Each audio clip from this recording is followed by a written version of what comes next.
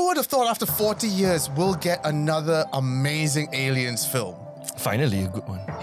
Let's talk about it. Hello there, Clapperheads, and welcome to a brand new edition of ClapperTalks. I'm Nick Dorian. And I'm Kelvin Tay. And as you heard, we're going to be talking about Aliens Romulus. Are you sure you want to do this?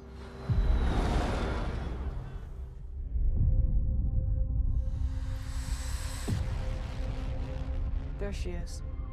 You want to break in and steal highly regulated equipment. This could be our only ticket out of here. Should be in and out in 30 minutes.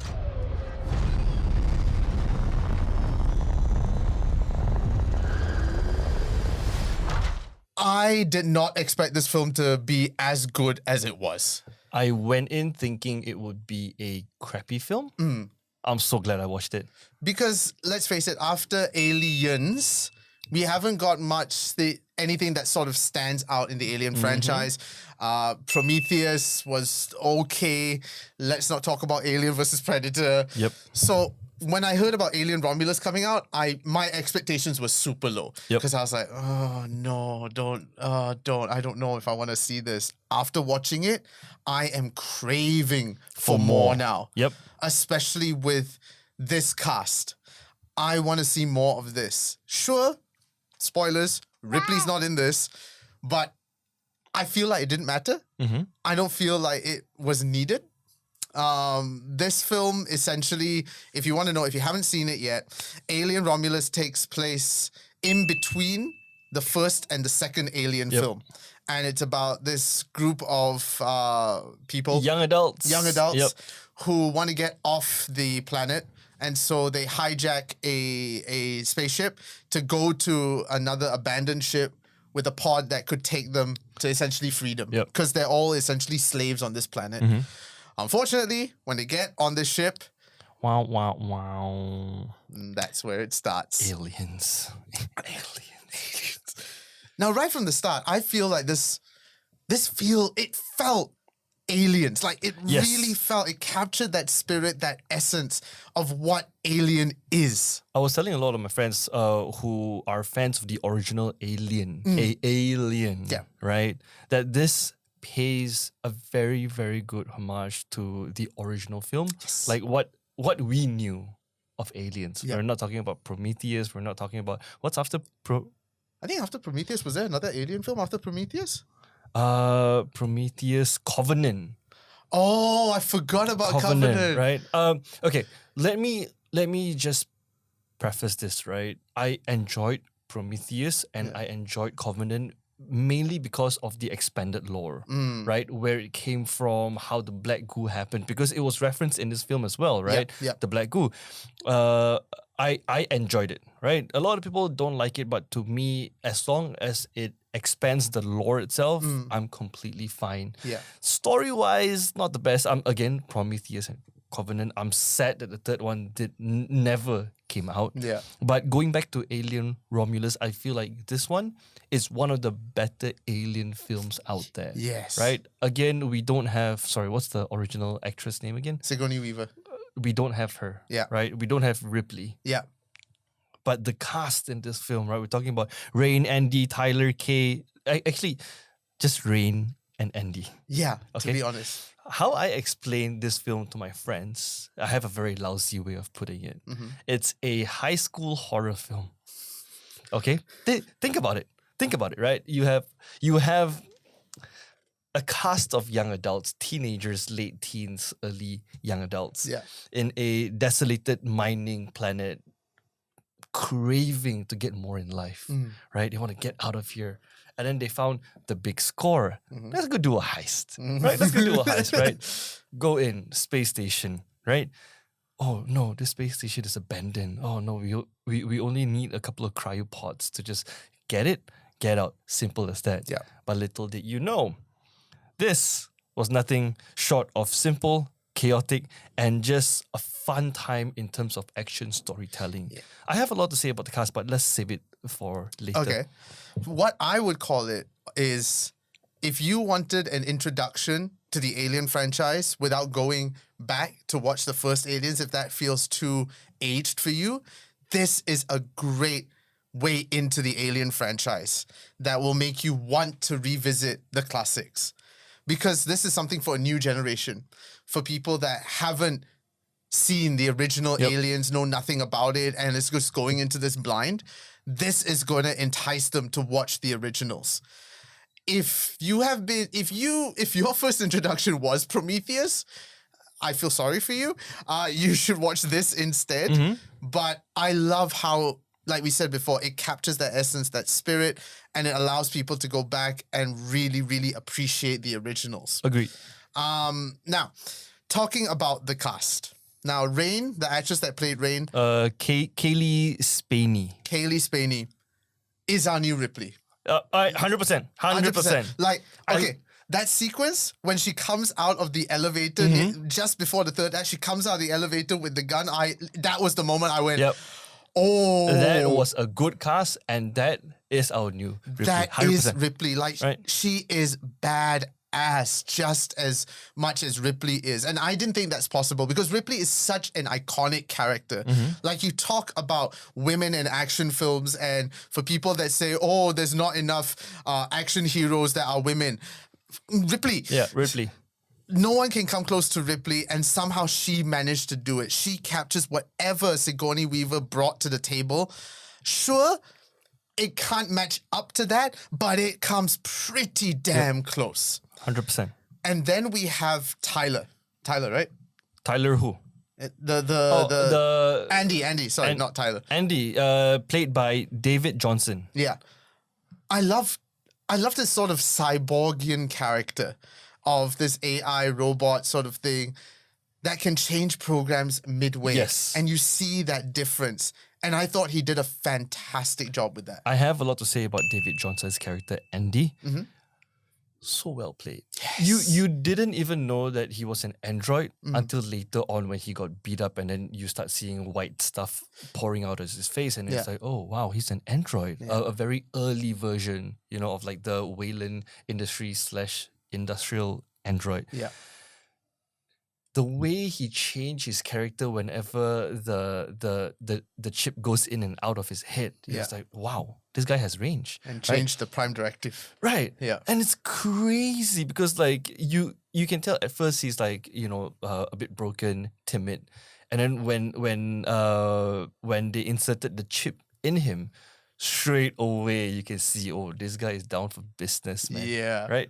The other cast of characters, okay, this is going to be a bit of a spoiler, but the film has come out already. So if you want to avoid the spoilers, just skip ahead a little bit, just fast forward.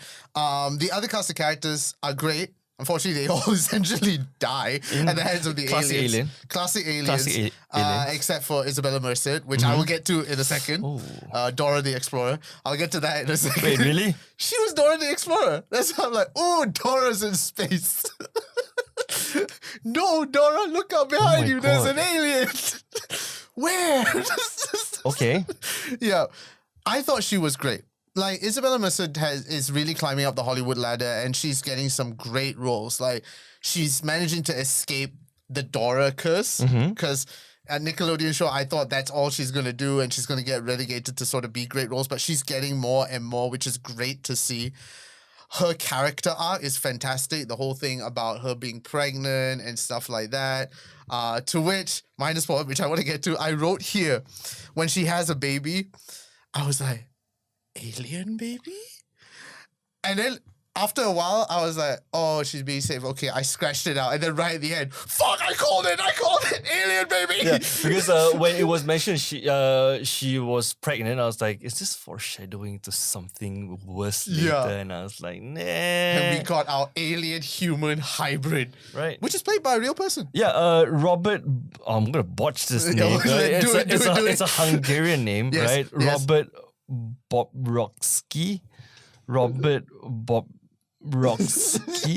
Dude, it's spelled Bobrokzkyi. Robert Bobrovsky. All right. Anyways, Yes. his character in the cast is just called Offspring, right? And Offspring is basically a hybrid human xenomorph. Yeah. Creepy. Which I knew the xenomorphs are terrifying. I didn't think they could make something more terrifying. That is terribly scary. Yes. Right? But the highlight is not even Robert Bobrovsky's character. The highlight to me is Ian Holm. Okay. The highlight All for right. me is Ian Holm. Because All right. Hollywood has done this a couple of times, right? They did it to Princess Leia. They did it to General- Governor Tarkin. Yes. Right? I am completely fine with that. Okay. I like it mainly because they play a very, very small character just to move the story forward. I'm on two camps about this. The whole Ian Holm thing. Now, I'm on this camp of like dead actors should stay dead. And unless they've gotten permission from the family, and I don't know whether they did or not, but even so, it's like we know he's passed away, and this isn't a posthumous role where he was alive and still did it. They've taken his likeness and everything and recreated that for the film. At least the top half of it. Top half of it. To which I was like, oh, it's Rook. And I'm like, but it's that knowledge of knowing the man's not here anymore. The only reason why I say it's okay in this film, for example, right, is that he is an android, mass-produced. Yes. Right? Mass-produced. I can't see any other way they could have moved the story forward without an android, because the whole space station is they're basically dead. Which is where I am on that second camp of like, yes, this does take place between the first and the second Alien film. So having Rook there makes a lot of sense. So which is why I was like, yes, this is weird, but it also makes sense. Yeah. So I felt very conflicted by the performance. And to say like, Ian Holm did a great performance, I'm like, yeah, but that's not him. It's him, but it's not him. It's not him. So that's why I feel it was great, but not great at the same time, if that makes any sense. It's like that same argument I had for a while back, which I think they've cancelled, thank goodness, where they were going to do a film with James Dean. Oh. Like a new film, not an old film, Like- a brand new film. Like as of recent. As of recent, I think this was about 4 or 5 years ago, a director came out and said he's going to make a new film and the lead actor is going to be James Dean. And we're like, wait, what? He said he's going to recreate his likeness and put him in a new film. And that, Finding Jack. yes, I don't think it's in production anymore. That to me, I feel was the beginning of blurring the lines of what's ethical and what's not. Because you are bringing a person back from the dead for a role that's not really necessary. You could cast any other actor. Why put James Dean there? Yeah. So again, with Ian Holm's character, this one I will give it a pass because it does make sense. And Lore-wise, timeline-wise, it does yes. make sense. Yes. So I will give it a pass. And he did do a great performance. So He did. Ian Holm was great. I mean, he or it did. yeah, right. Rook, it was nice to see Rook there again. And also it gives us that sort of connection between the two films in case we forgot. Now, moving on to the Xenomorphs and the Facehuggers. I stand by this and I will always stand by this. Practical effects will never, Hands down. ever Hands outdo... down. No, Yep. CGI will never outdo practical effects. Even for the Offspring, for example, right? I just want to skip past the whole xenomorph part because everyone knows what an alien and a facehugger looks like.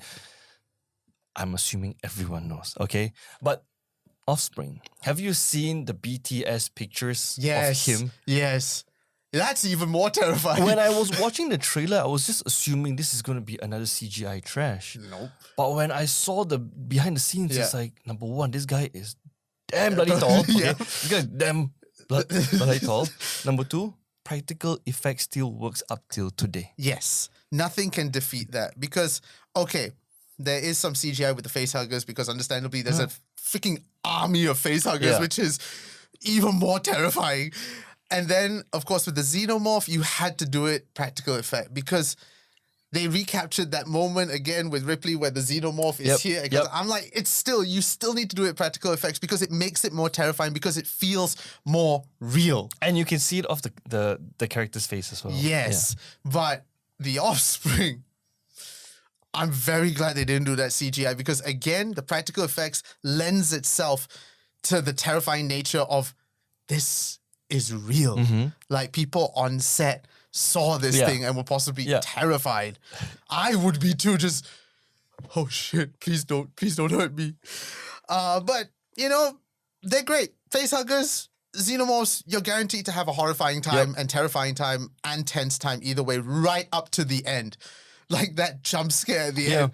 I would say the plot and story of the entire film was done so well Yes. because there are parts where it is predictable, and then there's parts where it's like, oh, I thought it ended. Yeah. Oh no. No, not yet. No, right? Not yet. Like, okay, I won't go into that because that is major spoilers. We'll talk about that after the pod. We can't technically spoil it, right? Not really. I mean, people who didn't manage to see it in the cinemas, you will have a chance to see it now, hopefully on Disney Plus. It's coming out on Disney Plus on the 21st of November, which is 2 days after the time of technically recording. we can spoil it. The movie came out like what, 3 months ago? Yeah, but still, you know, people might have time to watch it on streaming. Okay. Yeah. Okay. Last thing I do want to get to is Alien Isolation. Now, The game? the game. The video game. The video Okay. game. Now, if you don't know, there is a fantastic video game based on the Alien franchise called Alien Isolation. And I played it. I loved it. I was horrified by it. It was great. And I see a lot of that influence with this film. And I think the director has come out also to say there was influence from Alien Isolation, because Alien Isolation is about this sole survivor Yep. on this ship trying to navigate their way off the ship while a whole bunch of xenomorphs are after her. And Yeah. it's very tense. You're you- all alone on an abandoned ship. Did you know the main character, Amanda, Mm-hmm. from Alien Isolation, is the daughter to... Yes. Okay. Which is okay. why when Alien Romulus came about and they were casting younger actors, and they said that they were influenced by Isolation, Right, a lot okay, of people okay. thought, oh, are we going to get Ripley's daughter in this film? Right. Okay. But it didn't turn out that way. But I feel it's okay as well. But if you haven't played Alien Isolation and you've seen this film or haven't seen this film, I would highly, highly, highly recommend you go play it. Yeah. I'm not going to say it's an aged game. I mean, it came out quite a number of years ago, but I played it recently again just to catch up again for Alien Romulus, and it still holds up. So if you want to, please play that game and please terrify yourself if that's what you're into. Or if you're like me, yes, I run a video game podcast called Epic Arcade, Yes. and I'm still too afraid to play it. Watch online gameplays of it. Highly recommended game. Yes. Although I've never played it. Seen a lot of my friends played it. Yeah. Fantastic stealth game. Yes. Yeah. So yeah, that was our little review about Alien Romulus. Please, okay. I want to try and get this right. Okay. I'm trying to get it in the middle, this clapper meter, because every time I edit it, it's always on the side and shit. The clapper meter here. Hopefully this time it's in center. Where would you place it on the clapper meter? I'll put it a solid 8 out of 10. Solid So 8 it's out of like- 10? So it's like here. All right. Yeah. I would give it a solid 9. Okay. Because the only gripe I have about it is that conflicting Ian Holm thing. Okay. Apart from that, great freaking film. I would say it's an amazing introduction to the Alien franchise in 2024. Yes, Right. 100%. If you never watch Alien or Aliens, you know, the one in the 70s. Late 70s, 79 it came Yeah, out. right. If you're too young to catch that, this one is a great introduction to the entire. Okay, not to the entire. To selectively, subjectively, some of the great Alien films. Yeah. Yep. I would totally agree with you on that. So, do yourself a favor. Alien Romulus hopefully is on Disney Plus Hotstar. If not, it is coming out. It is already out on digital, so go and pick yourself up a copy, either rent or purchase. It's out there. Go and watch it, because this is definitely an Aliens film that will excite you, terrify you, and hopefully get you interested in the original I franchise. just want to add a very quick footnote here. If you have never watched Aliens or you don't know anything about the franchise itself, do yourself a favor. Don't watch the trailer for Alien Romulus. If you're in for a good time, something, I wouldn't even call it horror. It's a more thriller. Yeah. Right? Action, thriller, adventure. Thriller with horror elements. Yes, Yes. right? Don't watch the trailer. because my opinion is I felt like the trailer spoiled a lot for me. It's Right? one of those trailers. Yeah. Yeah. Go into it knowing that you're just gonna have a good time. It's a bit scary, but not like, Conjuring scary. Yes. Right? Yeah. Good stuff. So make sure you follow our social medias. You can follow Clappercorns at TikTok, Instagram, and of course YouTube. Go and follow and subscribe to those channels for more updates. And if you want to learn more about the Malaysian podcasting scene, go to www.renegadeplus.com. I am Nick Dorian. And I'm Kelvin Tay. Keep watching the movies. Are you sure you want to do this?